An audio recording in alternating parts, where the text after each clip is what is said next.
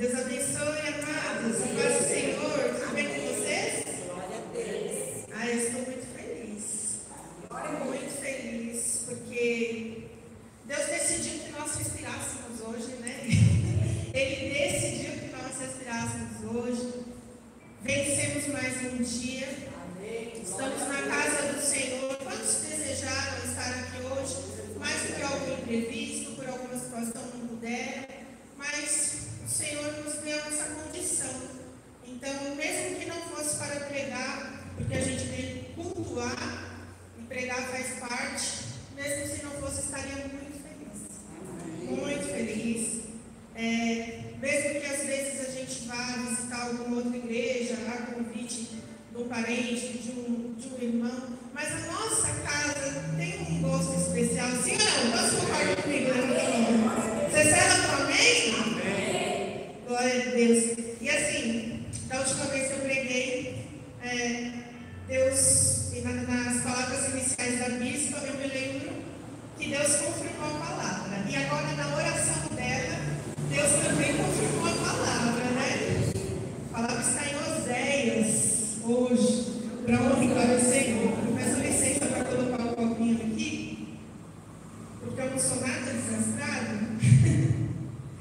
Amados, quando o Senhor abriu essa riquíssima oportunidade, a qual eu agradeço a Deus, a nossa amada bispa, a nosso amado pastor, e a vocês que vieram, né, juntamente conosco buscar o Senhor, eu orei: Senhor, qual é a palavra que o Senhor quer falar com a sua igreja? Porque o Senhor é o Deus da igreja, o Senhor é dono da igreja, a palavra é sua. A gente só serve como mordomos, mas a porção, quem sabe o que cada um de nós precisa, qual é o alimento que nós precisamos, é o Senhor. E um alimento errado, ele pode fazer muito mal, ele pode nos deixar com deficiência, né? Mas quando o Senhor está na direção, ele dá o alimento certo, como ele tem feito a cada culto, pela glória do Senhor. E eu fiquei muito feliz que o Senhor deu uma palavra, ele confirmou e agora novamente, bem? Amados, como introdução, se eu fosse escolher um tema para essa mensagem, seria: só o amor de Deus salva. Repita após mim: só o amor de Deus salva. Amor é muito bom, mas amor de pai, amor de mãe, amor de filho, mas só o amor de Deus salva. Essa expectativa nós só podemos ter em Deus, em concordância com a oração da nossa bispa, que o Espírito Santo fale por nós, amém? Como introdução, eu quero falar um pouquinho, não precisa abrir, não é o texto base da mensagem, mas lá em 1 Coríntios 13:4, diz assim: o amor é sofredor. Quantos concordam que o amor é sofredor? Isso está na Bíblia, né? Mas quantos, independente da Bíblia, quantos acreditam que quem ama em algum momento vai sofrer? Levanta a mão. Tudo bem. E amor de mãe, né, bispa? Ai, meu Deus. Quando o Pedro nasceu, eu fui contar os dedos dele, ver se tinha 10 na mão, 10 no pé, e foi a primeira coisa. É coisa de mãe, é coisa de mãe. Então, a gente sempre tem aquela preocupação. Mas o bom é que quando nasce um filho, nasce uma mãe, nasce um pai, a unção já vem junto, né? E em 1 Coríntios 13:4 diz: o amor é sofredor. Mas existem várias versões. Existe uma versão que diz: o amor é paciente. O amor é paciente. Pati no grego significa sofrer, porque paciente ou paciência é a junção de duas palavras. E pati no grego significa sofrer. E ência no grego é a arte de. Olha que coisa linda. Amar é a arte de sofrer. Estava preparado? Estava preparado para isso? Não que a gente vai só sofrer, pelo amor de Deus, né? Mas em algum momento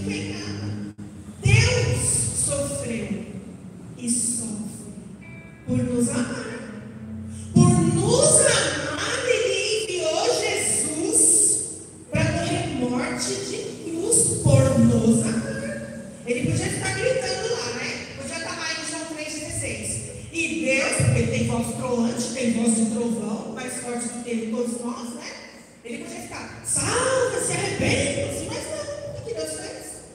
Ele enviou o seu único filho para morrer no nosso lugar, para derramar preço de sangue, e não poderia ser qualquer sangue, um sangue inocente, um sangue imaculado, um sangue que a tudo resistiu, um sangue que por tudo passou e que foi derramado até a última gota por mim e por você.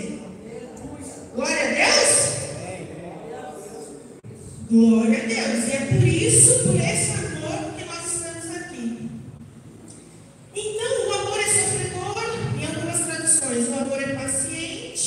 Já entendemos que no grego, pati é sofrer, ência é a arte de, então, amar é a arte de sofrer. Quem ama sofrerá em algum momento, em algum grau. E assim nos parecemos mais com Jesus, nos parecemos mais com Deus. Porque se não tivesse sofrimento, também não seria amor. Sim ou não? Opa, sim ou não? Sim, glória a Deus. E se você ainda não sofreu, eu quero dizer que eu tenho base bíblica para te dizer que você ainda não amou, mas agora vai chegar. E é bênção. Quando eu estava na escola, eu acho que foi, faz um tempinho. Quando eu estava na escola, eu nem sei, eu acho que era o quê? Colegial. Não sei, hoje já mudou a nomenclatura, né? Na minha época, gente, me respeita, tá? Eu sou do tempo do Nescau de pote de vidro. Quem lembra do Nescau de pote de vidro? Gente, só eu. Eu lembro que tinha Nescau de pote de vidro. E aí o que acontece? Eu lembro que na escola teve uma vez que a gente tinha que declamar poesia, declamar poema, e eu amo essas coisas, né? Aí uma vez eu me deparei que hoje o Senhor me trouxe a memória diante dessa mensagem, cujo tema é Só o amor de Deus salva. Na linguagem de Camões, tem um poema dele que ele fala sobre o amor. Olha que coisa linda, olha que trem doido. O amor é fogo que arde sem se ver. Eu lembro que eu era bem novinha e eu fiquei assim, meu Deus, o que é isso? O que é isso? O amor é fogo que arde sem se ver. É ferida que dói e não se sente. É um contentamento descontente. É dor que desatina sem doer. Gente, eu não entendi nada. Não vou dizer que hoje entenda muito.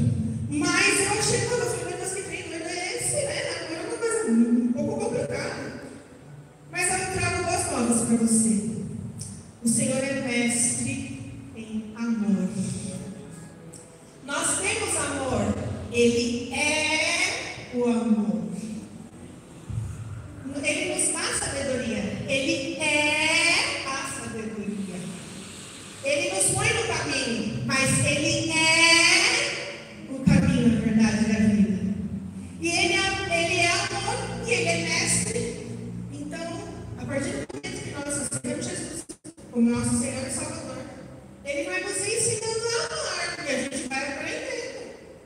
E vamos aprendendo, e vamos aprendendo, e vamos aprendendo. O que nós estamos fazendo aqui hoje? Aprendendo. Para a glória de Deus. Como diz Oséias, conheçamos e prossigamos em conhecer ao Senhor. Amém? E o Senhor tem uma palavra para os nossos corações. E a palavra que Ele me confiou para esta noite está no livro do profeta Oséias. Eu gostaria que você abrisse lá. No livro do profeta Oséias.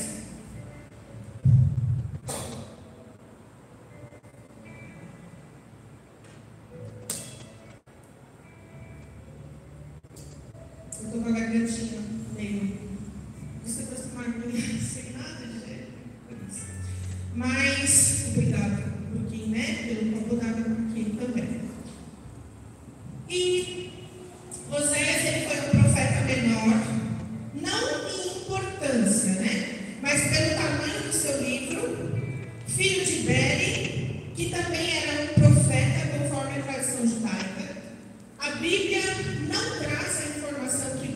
um profeta, mas a tradição judaica traz. E, Ana Roberta, você acredita na tradição judaica? Demais. Demais. Por quê? Eles são foram, né? Os copistas da Bíblia.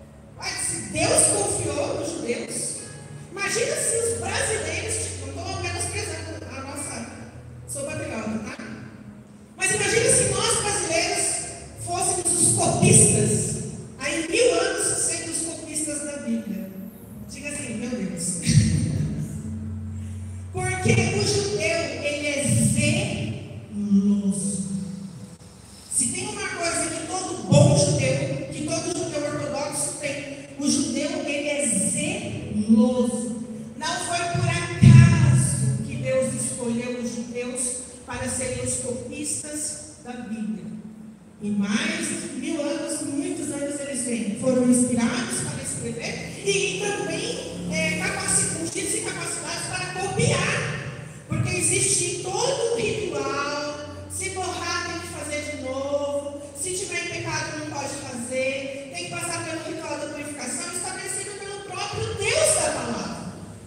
Então eu louvo a Deus que no meio de tantos povos, Deus escolheu os judeus. Amém? Eu nem ia falar, mas agora eu vou falar. Porque quando Deus faz lembrar, eu gostaria muito, se eu pudesse te dar um conselho, que entre as suas Bíblias você tivesse a Bíblia corrigida. Eu gostaria muito que você tivesse entre as suas Bíblias. Bíblia corrigida, a Bíblia de Almeida, né? A Bíblia atualizada, a King James, e especialmente a Bíblia mais próxima do original, que é a ACF, que é a Bíblia Almeida corrigida fiel. Mas por que, irmã Roberta? Porque essas Bíblias, elas são mais próximas, a King James de 1611 e a ACF de 2011. Essas Bíblias são mais próximas dos originais. E as outras, irmã Roberta? As outras contêm muita paráfrase. Muita paráfrase. É o entendimento que aquele autor humano teve da Bíblia, e aí ele passa para aquela tradução. Quer dizer que já teve um meio de campo ali, né? Ah, mas eu gosto das Bíblias com a linguagem de hoje. Ok, mas tenha uma ACF, tenha uma King James, tenha uma corrigida e tenha uma atualizada. Leia as duas ao mesmo tempo. Isso vai te trazer uma proximidade dos originais e uma riqueza maior de entendimento. Amém? Segundo domingo de dezembro é o dia da Bíblia, né? Então, fica aí essa dica. Mas voltando aqui na pregação. Oséias era filho de Pérez, que também era um profeta, segundo a tradição judaica. Em tipologia bíblica, ele é considerado um tipo de Cristo. A sua grande missão não era salvar só a sua família, mas também a sua nação. Deus o levantou aproximadamente em 746 a.C. para pregar Israel, que é o reino do norte. Porque depois que Salomão morreu, foi dividido, né? Então tinha o reino do norte, chamado de Israel, mas que era composto pelas 10 tribos, e o reino do sul, composto por Judá e Benjamim, né? Normalmente chamado de Judá, mas tinha Benjamim também, que era o reino do sul. E Deus usou ele para pregar, mais propriamente dito, ao reino do norte, Israel. Ele profetizou um dos piores reinados, o de Jeroboão, do rei Jeroboão.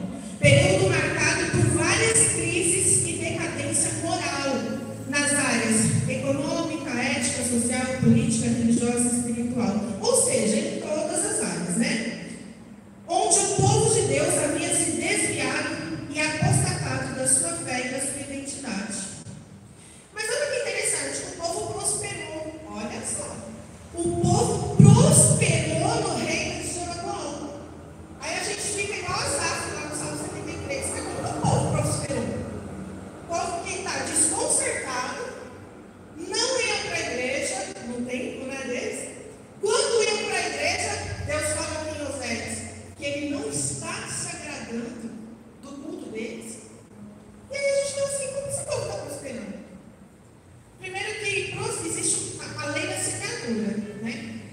Pelé não era crente nem nada, mas, pelo menos pelo que meu marido fala, e eu quero acreditar nele, porque ele gosta muito de futebol, ele considera, né, a opinião dele, eu não entendo muito, o melhor jogador que já teve. Mas é uma questão de semeadura. Tem gente que não serve a Deus, mas acorda lá às 5 horas da manhã, vai trabalhar, faz hora extra, estuda, se especializa e prospera. Porque a Bíblia tem que se cumprir. E a Bíblia ela se cumpre. Se você plantar, você vai colher. Então o povo não ia para a igreja, tinha mais tempo para trabalhar, tinha mais tempo para fazer outras coisas. Só que nessa época tinha os balaíns e os deuses pagãos. E aí o que o povo falava? Quem está me prosperando é Balaim. Quem está me prosperando não é Yahvé, Deus de Israel. Olha, tá vendo? Quem está me prosperando é Astarote, é Azerá, são as divindades pagãs. E aí o povo começou nessa conversa fiada e aquilo foi subindo as narinas de Deus. Fala assim pro seu irmão: Deus vê todas as coisas. Deus vê todas as coisas. Não só vê como ouve. E não só ouve como ouve o que nem é dito. Para onde vão as palavras, né? Você já estava meditando. Para onde vão as palavras que não são ditas, né? Deus sabe. As palavras que não são ditas, Deus sabe também. Ele sabe todas as coisas. E aí, amados, eles começaram a se afastar, se esfriar na fé, né? Começaram a apostatar. E mesmo assim, eles continuavam a prosperar. Prosperavam, a Bíblia diz aqui em Oséias, que eles prosperavam, mas era Deus. Ainda assim, era a misericórdia de Deus. Mas eles não queriam buscar a Deus, por quê? Porque Deus iria corrigi-los. E aí, sabe o que acontece? Eles queriam continuar vivendo na luxúria. E se eles fossem buscar a Deus, com certeza Deus ia falar: eu não estou me agradando, né? Arrependam-se, conservem-se. E aí eles foram se afastando cada vez mais da presença do Senhor. Porque quando eu faço para Deus, Ele é o meu Deus. Mas quando eu faço para mim, o ídolo sou eu. Às vezes a gente acha que ídolo é uma imagem, ídolo é um carro, né? Uma vez, há muito tempo atrás, eu congreguei numa igreja e tinha um rapaz que ele era uma bênção de obreiro, a esposa também. E ele comprou um carrão, deu testemunho na igreja. Na mesma semana, eu não sei quem foi, ninguém viu, não tinha câmera, mas fizeram assim, toda a porta assim, ó, de lá até aqui, pá, pá, toda a porta do carro. Aí ficaram, olha, assim, criança, não sei o quê. Ele subiu na igreja, ele sabe a presença de Deus por causa do carro.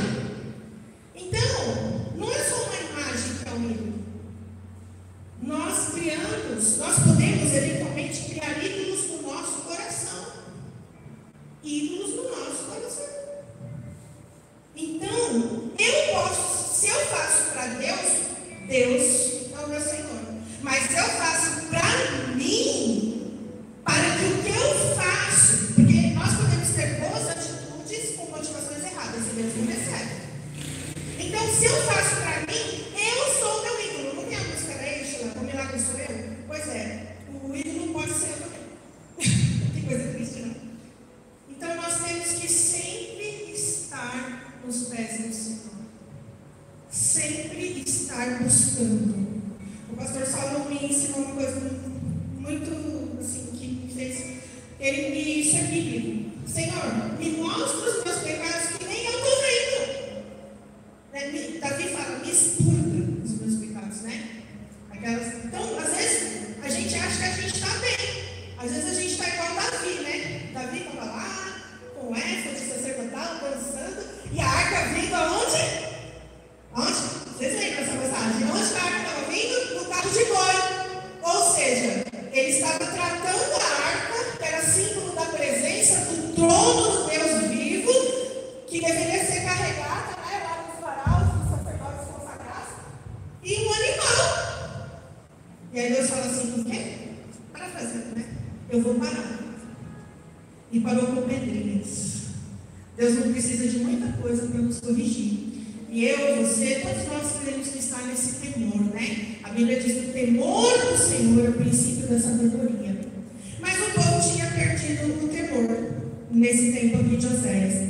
E ele profetizou num período realmente muito ruim no tempo do rei Jeroboão. A verdadeira prostituição é a apostasia. O que é a apostasia? É o esfriamento espiritual. É o abandono da fé. É renegar a Deus, a sua palavra e a sua salvação. É renegar Jesus. Abra sua Bíblia lá em Oséias, capítulo 1, versículo 1 ao 9. E eu quero pedir para alguém que gosta de ler Bíblia, pode ser um irmão, uma irmã.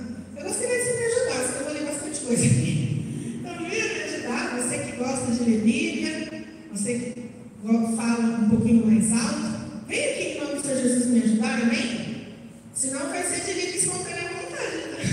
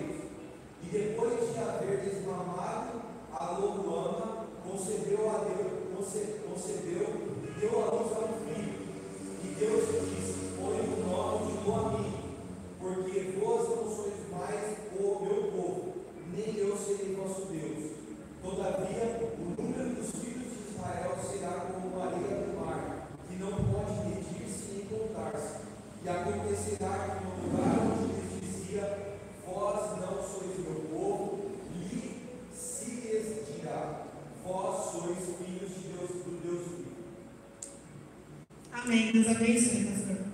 Oséias significa o Senhor é a salvação. Jesus significa Yahvé é salvação. Há uma relação muito forte entre esses dois nomes. Oséias é a representação de Deus que é fiel em todo o tempo. E a sua esposa Gomer significa completa, perfeita. Nesse momento era profética, né? Gomer é a representação, de certa forma, de todos nós. Pois a Bíblia diz em Romanos 3,23 que todos pecaram, todos estavam destituídos da glória de Deus. Mas falou assim, irmão Roberto, mas esse texto fala de um dos amores mais doídos da Bíblia. Um dos, né? Porque quando Deus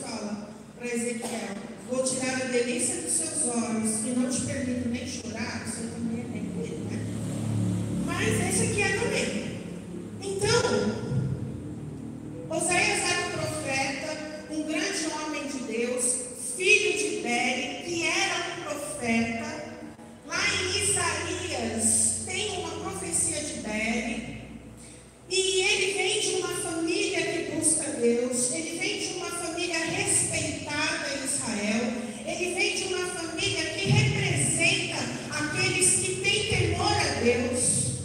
Mas um dia Deus fala assim para ele: Oséias, vai em casa como prostituta. Primeira coisa que eu quero estabelecer aqui: tudo que acontece uma vez na Bíblia não serve como via de regra para nós.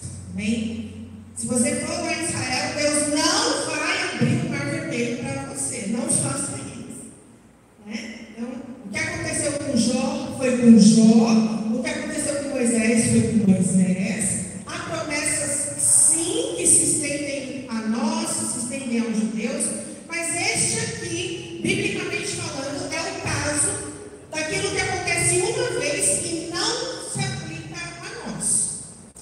O tempo de Oséias, a Bíblia ainda estava sendo escrita, não existia na sua completude. Então Deus muitas vezes, ele não fez isso só com Oséias, ele fez isso com Oséias, ele fez isso com Daniel, ele fez isso com Abacuque, ele fez isso com Ezequiel, ele fez isso com Jeremias. Ele usava os seus profetas como parábolas vivas. Deus usava os seus profetas como cartas vivas para comunicar ao povo, através dessa metáfora, através dessa singularidade de situações, qual era a vontade de Deus, o pensamento de Deus, o agir de Deus para aquela situação.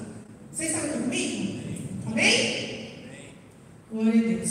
Então, quando o Senhor ele faz essa revelação, demonstrando qual era a ordem dele para aquele momento, a gente não vê Oséias questionando, porque ele poderia questionar. Eu até acho que Abacuque já ia falar: Senhor, né?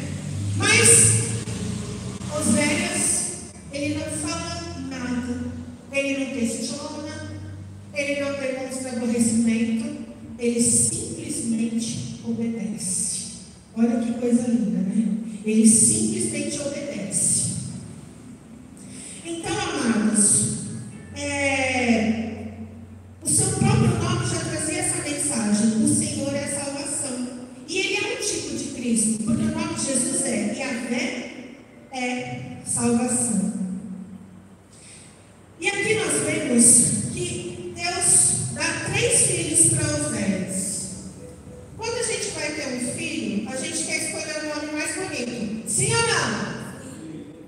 A gente quer escolher o nome mais bonito.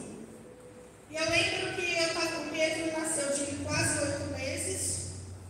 E eu lembro que o Douglas já tinha sugerido alguns nomes. A minha mãe já tinha sugerido alguns nomes. Alguns amigos já tinham sugerido alguns nomes. Mas nada identificava no meu coração. E um dia eu estava sozinha em casa, peguei a Bíblia. Gente, eu creio, tá? Que Deus fala assim: mas respeito quem pensa diferente. E eu falei assim, eu estava lá bem gordinha. E aí eu falei assim: Senhor, eu quero que o Senhor coloque o nome do meu filho. Eu quero que o Senhor coloque o nome do meu filho. E eu creio que, como tudo que é do Senhor, vai me trazer alegria. E eu realmente não tinha ideia. A única ideia que eu tinha é que eu tenho um nome bíblico. Mas tem um nome bíblico assim um pouquinho diferente. Então eu falei: Senhor, eu só quero que seja um nome bíblico, mas eu quero que o Senhor ponha. E aí eu estava lá sentada, sozinha, eu estava sozinha não, né? Estava Deus, eu e o Pedro ali, na barriga. E eu peguei minha Bíblia, coloquei ela assim no peito e orei. Falei: Senhor, me dá um nome e me dá alegria, porque as coisas do Senhor dão alegria. E na hora que eu abri, estava lá em Mateus, né? Se eu não me engano, Mateus 15, estava assim: e tu és Pedro, e sobre esta pedra edificarei a minha igreja, e as portas do inferno não prevalecerão contra ela. E Pietro é Pedro em italiano, porque eu e o Douglas descendemos de italiano, né? E eu descendo de italiano e espanhol também. E português também. E indígena também. Não, indígena. Eu saiba não, mas estou brincando. Mas sabe o que acontece? Aí, amados, eu conheço com o Pietro. Aí eu falei: Pietro. Aí eu falei: Douglas, Deus deu um nome para o nosso filho. Ele falou assim: que nome? Eu falei assim: eu abri Pedro, mas vai ser Pietro. É a mesma coisa, né? Italiano, Pietro. Ele: bonito, gostei, diferente. E ele também se alegrou. para a glória de Deus. E ele traz uma mensagem. Porque na cultura judaica, o nome não é igual para as outras culturas. Para o judeu, o nome não é importante, meu irmão. Para o judeu, o nome é importantíssimo. Porque para o judeu, o nome vai acompanhar a vida toda. Então, para o judeu, o nome não é só um nome. Para o judeu, o nome carrega uma mensagem. Para o judeu, o nome carrega uma profecia. Para o judeu, o nome carrega um novo tempo. É muito sério. Então, você vê, dificilmente você vai ver um judeu que não tem um nome que esteja no Velho Testamento, que é adorado. Então, por exemplo, eu estava pesquisando o nome da bispa, para dar um exemplo para vocês. A bispa Roseli. Bispa, me corrija se eu estiver errado, tá? Eu pesquisei, mas, né? Internet às vezes dá uns furinhos, às vezes é certo. E eu vi ali que Roseli veio de Rosália. E que em Roma tinha uma festa, que era uma festa romana, onde a decoração tinha muitas rosas e muitas flores. E esse nome Rosália, que aqui no Brasil é Roseli, todas as meninas que nasciam naquela festa recebiam o nome de Rosália, que se fosse no Brasil seria Roseli. E Roseli é flor ou rosa, né? Rosa. Rosa. E eu vou falar uma coisa para você. Você que conhece a bispa, eu já percebi isso, né? Já falei para vocês que eu não tenho mais Instagram, nem Facebook, me comunico com o sinal de fumaça. Mas eu sei que a bispa gosta muito de flores, não é, bispa? E ela gosta muito de tirar foto com flores. Pode ser uma coincidência? Eu não sei. Mas que o nome dela traz essa mensagem. O nome dela traz essa mensagem. Quando eu nasci, Deus me deu livramento. Porque a minha mãe queria Roberta desde os 12 anos. Minha mãe queria Roberta, que na época não era comum. E aí, o meu pai falou assim, não quero Roberta. Eu não quero Roberta, não. Não sei porquê, mas não queria Roberta. Criança, eu não assim. A minha mãe, ela sempre gosta até hoje do Roberto Carlos, e ela queria pôr Roberta Carlos. Meu pai ficou inflamado lá de cima. Mas ficou Roberta Carlos, né? E aí, meu pai não queria Roberta. Aí, meu pai falou, por que não põe Rafaela? Aí, minha mãe falou, gostei. Rafaela é bonito. Gente, eu não sei. O inimigo entrou ali. De repente, queria pôr o nome de Rogéria.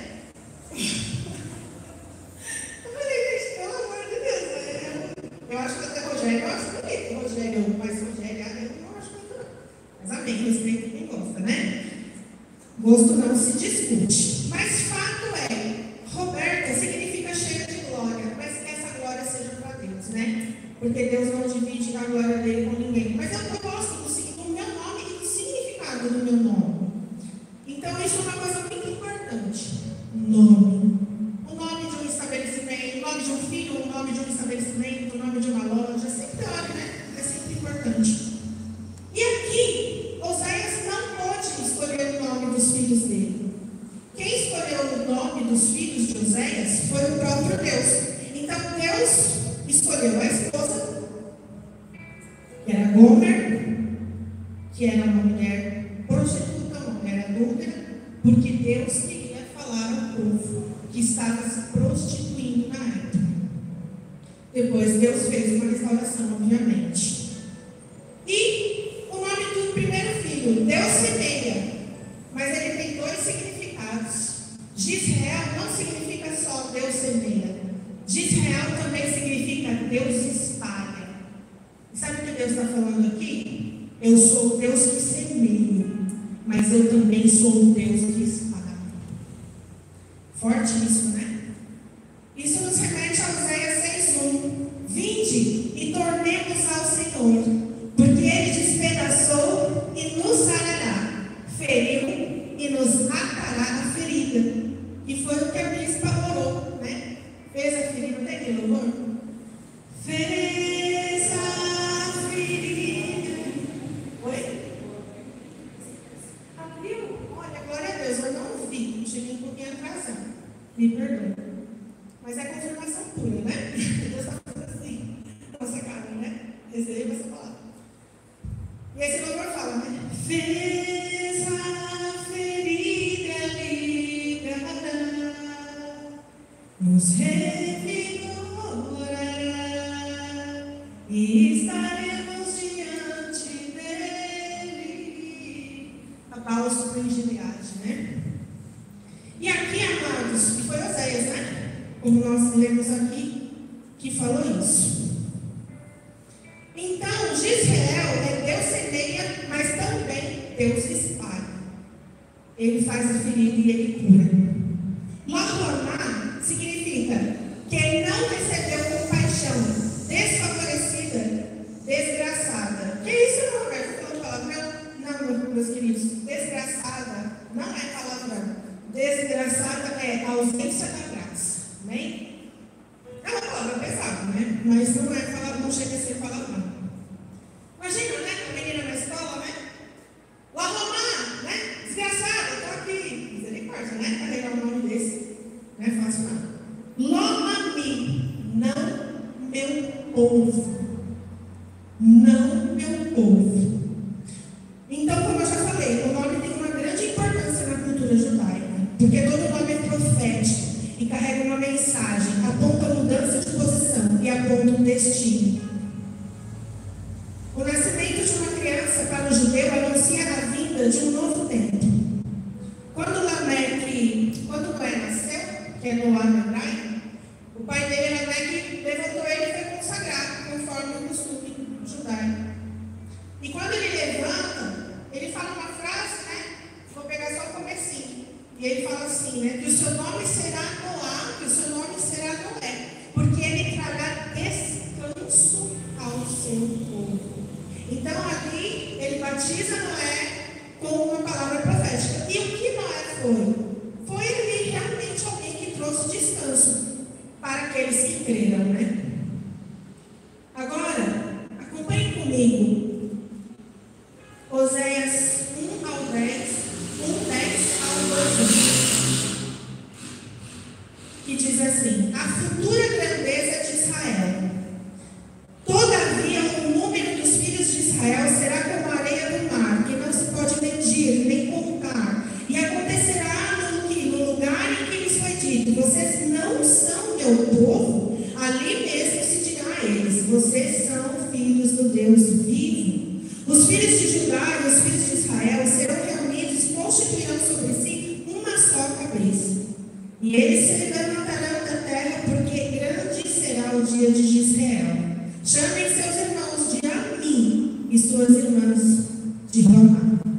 Então, o Senhor ele estava trazendo ali, em meio às advertências de juízo profetizadas por Oséias, mas mesmo naquele momento difícil, como às vezes acontece conosco hoje, Deus traz uma mensagem de esperança. Deus ele não nos deixa sem nos alimentar. Ele traz uma palavra de restauração. Se nós ouvirmos o Senhor, se nós buscarmos intimidade com Ele, se a gente parar de fazer o que a gente está fazendo, porque nem sempre Deus quer falar na hora programadinha.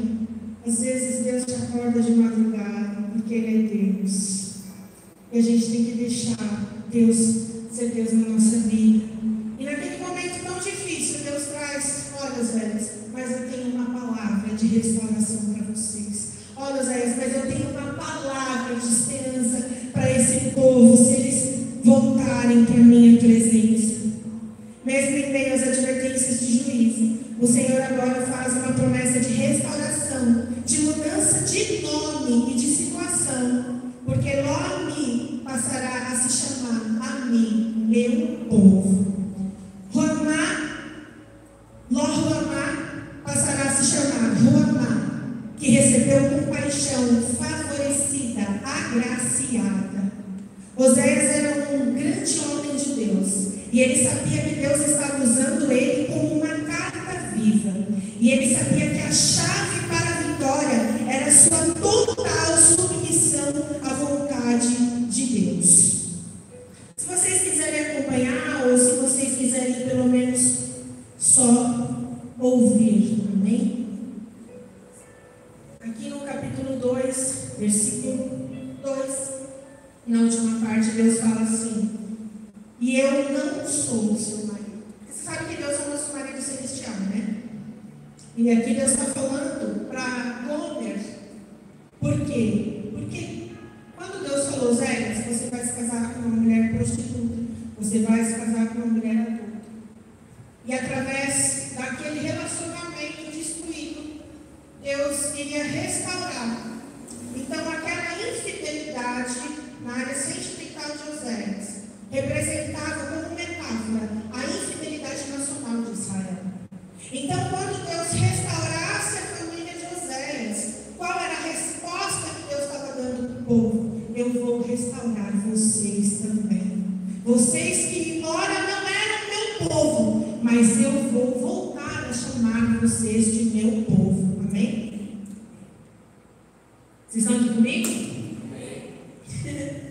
E aí, amados, aqui no capítulo 2, no final do versículo 2, Deus diz para Gomer: e eu não sou o seu marido, ou seja, eu não tenho aliança com você. E Deus fala que ela afaste as suas prostituições de sua presença, e os seus adultérios de entre os seus seios. Do contrário, eu a deixarei sem roupa e nua como no dia em que nasceu. Amados, você pode falar assim: não, Roberto, mas essa história fala de uma mulher que adulterou. Eu nunca adulterei. Eu também nunca adulterei, nem vou adulterar em nome de Jesus. Caiu uma desgraça dessa. Mas o que eu quero dizer para você? Muitas vezes o adultério, ele não é só uma pessoa que coabita com outra pessoa. Muitas vezes o adultério, ele é espiritual, sabe? Sabe quando a gente começa a tudo ser mais importante que Jesus? O jogo do futebol é mais importante que Jesus, o shopping é mais atrativo do que Jesus, é uma festalhada que não acaba mais. Então por que você não foi domingo? Então, eu fui na festa. E no outro domingo? Eu tive festa também. E no outro? No outro acho que eu vou festar de novo, né? O que acontece, irmãos? Sabe quando tudo parece ser mais atrativo do que Jesus? Para Deus, é um tipo de adultério. Quando nós não contribuímos na casa do Senhor, nós também não estamos dando a Ele o primeiro lugar.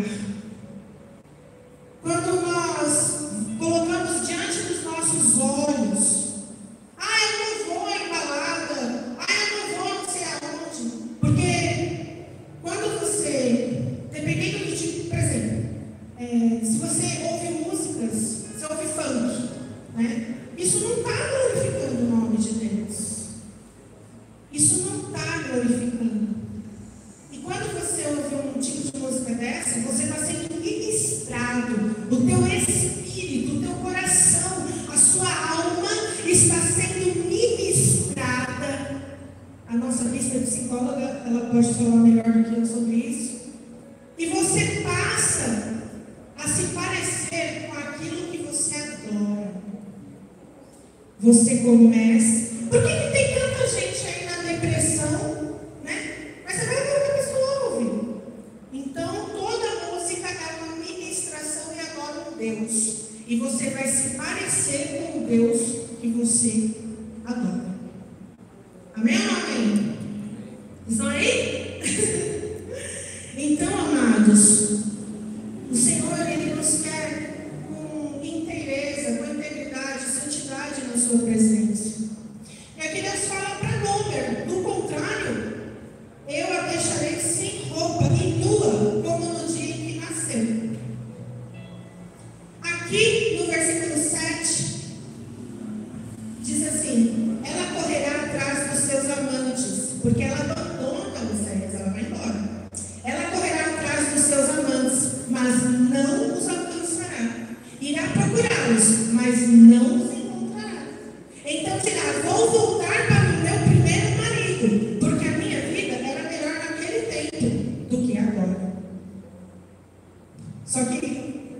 bem assim. Muita gente fala, eu quero voltar para Jesus, mas não consigo. Se de fato estiver determinado no seu coração, conseguirá sim, mas vai ter retaliação. No versículo 10 diz: agora descobrirei as suas vergonhas aos olhos dos teus amantes, e ninguém a livrará da minha mão. Olha o preço, né? Como disse o pastor Roberto de Lucena, quem não paga o preço, paga o prejuízo. E aqui Deus fala: agora descobrirei as suas vergonhas aos olhos dos seus amantes, e ninguém a livrará da minha mão. Sabe o que significa isso? Deus um dia falou: Oséias, ama outra vez aquela mulher adulta. Vai atrás dela e compra ela para você. Porque Gomer, ela começou a se prostituir nos cultos das divindades pagãs que envolviam prostituição. Porque eles entendiam que, havendo o ritual da prostituição, eles teriam o quê? Prosperidade, né? É o que eles falavam lá. A gente não sabe o que é mentira, mas é o que eles apregoavam. E o tempo foi passando e ela foi vendida de um amante para o outro. Vendida de um amante para o outro. A saúde dela, por que Roberto, onde você está tirando isso? É porque ela foi vendida por um preço tão barato, que não era o preço normal da época, 15 peças de prata. O preço seria 30. Aí botaram o Gomer, ó, na promoção. Venderam ela por metade do preço. Então eu creio que o Gomer estava um pouquinho acabada. É o que dá sem entender, né? E aí o que acontece? Gomer, ela foi vendida. E aqui a Bíblia diz que Deus fala assim: eu vou te deixar nua. Então tudo aquilo que ela ganhava, o trigo, o perfume, os tecidos, as roupas, ela foi saqueada, ela foi roubada. Aí chega um dia que o Gomer está assim, ó, nua, e está assim lá no mercado de escravo. E ela está sendo ali vendida. Porque, amados, quando nós não valorizamos a presença de Deus, quando nós temos a presença de Deus como valor nenhum, como nós temos a casa de Deus como valor nenhum, como nós temos o ministério como valor nenhum, guarde isso na sua cabeça. Tudo aquilo que você não valoriza, você perde.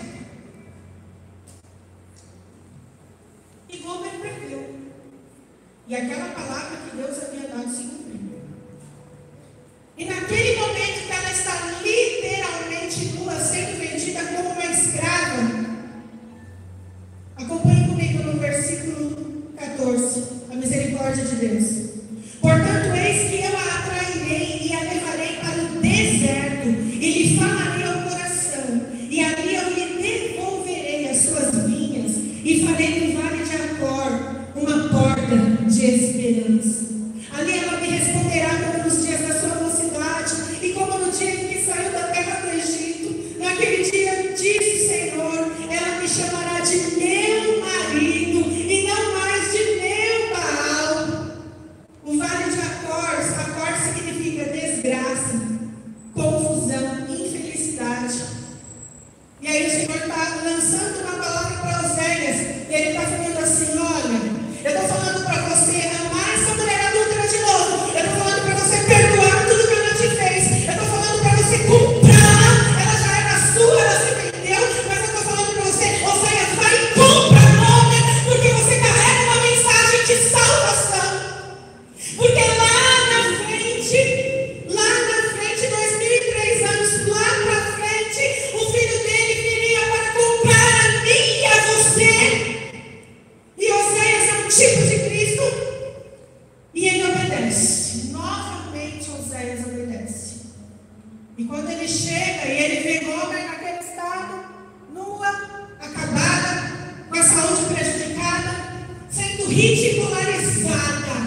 Porque se nós sairmos da presença de Deus, se nós não formos mais sal e luz, nós só serviremos para ser pisoteados pelo mundo, pisoteados pelo inimigo.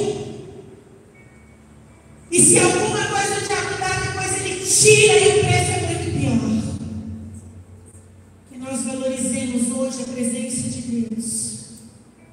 E aí, quando ele chega, ele identifica quem está vendendo ela. E ele paga 15 ciclos de prata e cevada. Cevada é o preço da mulher adulta. E ali, ele compra ela por metade do preço, que seria o preço correto de um escravo. E ele lança um manto sobre ela. Gente, eu acho isso tão lindo. Porque é o que Jesus faz, é o que Deus faz desde o Éden, cobrir. O diabo quer tirar, quer descobrir, mas Deus quer cobrir. E Oséias vai ali como um tipo de Cristo. E ele cobre Gomer com o seu manto. E eu estou falando de Velho Testamento, isso me impressiona ainda mais. Eu não estou falando não do nosso tempo, que é o tempo da graça, que é a dispensação da graça. Não, eu estou falando de Velho Testamento. E ele vai. Ele era ridicularizado, podemos conjecturar? Ele era ridicularizado. Questionaram se ele era mesmo um profeta de Deus. Porque se ele fosse um profeta de Deus, por que ele estava passando isso? Porque ele casou com aquela mulher porque ele não prestava. Amados, a gente pode conjecturar um pouquinho do que esse homem sofreu, mas ele não saiu do propósito. O propósito de Deus era usar Oséias para mostrar o amor de um Deus que saiu da sua glória, que assumiu forma de servo. Tem um louvor que diz assim: não usurpou de ser igual a Deus, se esvaziou,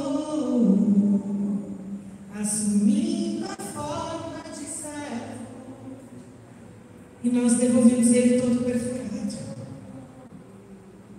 Deus lhe deu um nome que está acima de todo nome. Amados, naquele momento, o Senhor fala: Oséias, vai comprá-la, porque eu atrairei o deserto. Eu vou falar ao coração de Gomer, e ela se voltará para mim. E eu vou transformar o vale de Acor em porta de esperança. Eu vou tirar ela da desgraça, da confusão, da infelicidade. E eu vou trazer para ela, para a minha presença, porque Ele é a nossa esperança. E ela vai me chamar de meu marido. Eu vou tirar da boca dela meu Baal. Confie em mim, Oséias.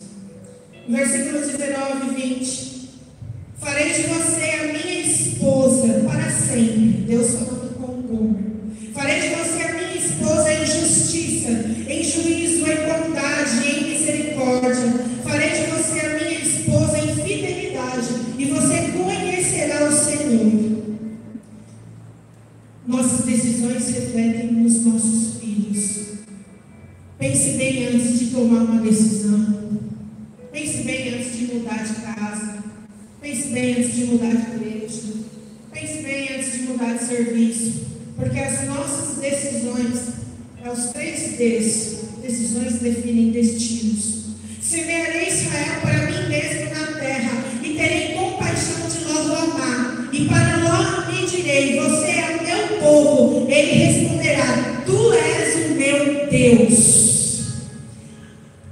A restauração da família de Oséias foi porque houve um homem que decidiu pagar um alto preço para obedecer o Deus de Israel. E hoje nós estamos meditando nesta palavra 2.300 anos depois, porque ele disse: sim, Senhor, eis-me aqui, envia-me a mim. E essa mulher, a palavra do Senhor nunca volta vazia, né? Ela errou, ela adulterou, ela fez, ela aconteceu, mas quando ela estava lá no deserto, ela se lembrou de Deus. E ela se lembrou do seu primeiro marido. E ainda que a pessoa esteja no mais profundo poço, se disser: Senhor, eis-me aqui, o cajado do pastor alcança. Não tem vale de Acor tão profundo que o cajado da graça, do amor, da misericórdia não possa alcançar. E isso foi refletido na vida dos filhos deles. E para terminar, capítulo 3, o amor de Deus pelo povo infiel.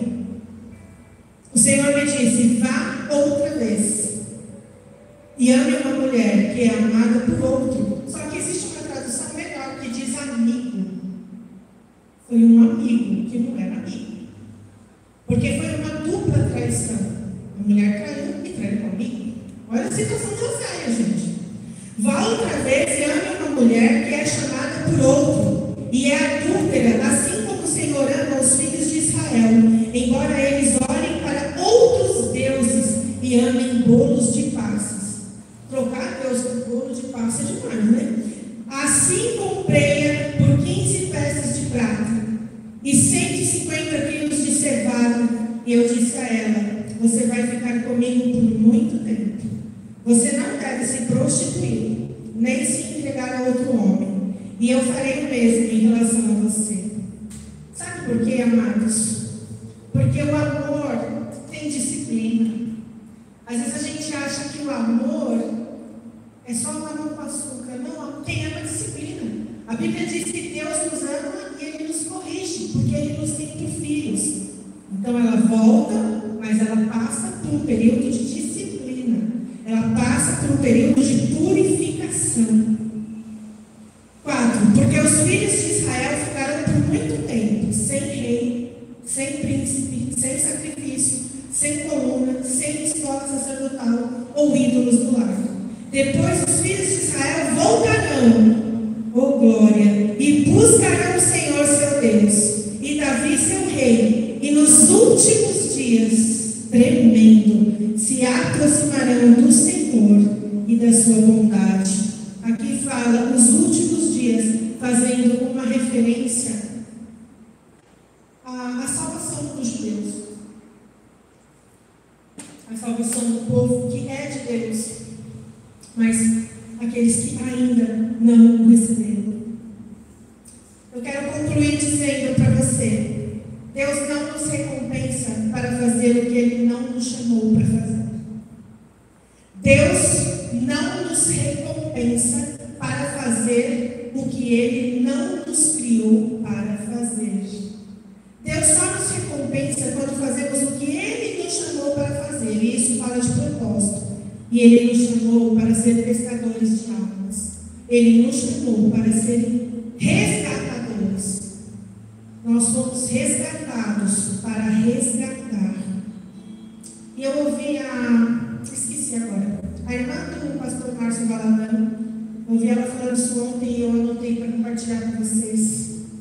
Eu quero concluir dizendo isso. Deus não nos comprou de Satanás. Sabe disso? Deus não nos comprou de Satanás, porque Ele não tem nada, nem a chave do inferno. A quem Jesus pagou o preço da nossa salvação? Jesus pagou o preço da nossa salvação, a justiça de Deus. A justiça de Deus foi satisfeita com o preço de nosso preço ali na cruz. Sabe quanto a gente valia? Nós valíamos um mísero valor de 30 moedas de prata. Mas por amor Ele trocou de lugar conosco. Ele morreu na nossa morte para que nós vivamos a sua vida. E agora a nossa alma vale mais que o mundo inteiro. Porque Ele vale mais que o mundo inteiro. Qual é o preço? Qual é o preço da irmã Roberta? Um mísero valor de 30 moedas de prata. Mas o sangue dele me comprou. Aleluia. Mas tinha que ser derramado até a última gota. Eu gosto de pensar qual música este personagem bíblico gostaria. E às vezes eu acho que Gomer faz na minha cabeça. Eu penso, música caberia para esse personagem bíblico. E às vezes eu penso que Gomer cantaria assim: eu nunca saberei o preço dos meus pecados lá na cruz. É coisa que eu penso às vezes. Você valia 30 moedas de prata. Eu valia 30 moedas de prata. Mas Ele trocou de lugar por amor. Porque só o amor de Deus salva. Hoje Ele nos chama de Oséias. E o Senhor quer que nós resgatemos as Gomers da nossa geração. Quando eu falo Gomer, são homens e mulheres. C.S. Lewis define cristão como pequeno Cristo. Você é um pequeno Cristo, você é um resgatador, você é um salvador em potencial, você é um agente de salvação. Os salvos têm lábios de graça. Vai lá fora. Chama Gomer para vir para a igreja. Chama Gomer para vir para a reunião dos jovens. Chama Gomer para vir para a reunião das mulheres. Chama Gomer para vir para as vigílias. Mas chama Gomer. Você é um pequeno Cristo, você é um agente de salvação, você é um resgatador. Os salvos têm lábios de graça, como eu falei. Fala para Gomer, você não precisa valer 30 moedas de prata a vida inteira, porque ele já trocou de lugar com você, e você vale mais que o mundo inteiro. Tem lugar na mesa para você também, Gomer. E se você aceitar o mundo, a sua alma valerá mais que o mundo inteiro, e tudo novo se fará. Amém. Oséias viveu no Velho Testamento e ele conseguiu. Há uma unção de resgate sobre mim, sobre você. Eu gostaria que, ou sentado, ou levantado, ou ajoelhado, mas eu gostaria agora que você orasse. Senhor, me coloca no propósito, me alinha no propósito de novo. Eu sou Oséias. Há muitas Gomers para ser resgatadas. Um dia eu fui Gomer, Senhor, e o Senhor me resgatou. Hoje o Senhor chama a mim e a você de Oséias. Leve essa graça fora do arraial, querido. É tempo de ampliar a nossa tenda. De Gomer se dirá: a quem muito foi perdoado, muito ama. E onde abundou o pecado, superabundou a graça de Deus. Posso ouvir um amém?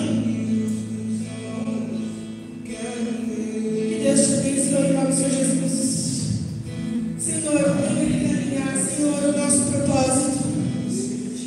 O Senhor confirmou a tua palavra na boca da tua ungida, na boca da nossa bispa. Senhor, venha nos usar como instrumentos da nossa geração. Venha realinhar o nosso propósito, Senhor. Não nos deixe viver inutilmente, ó Deus.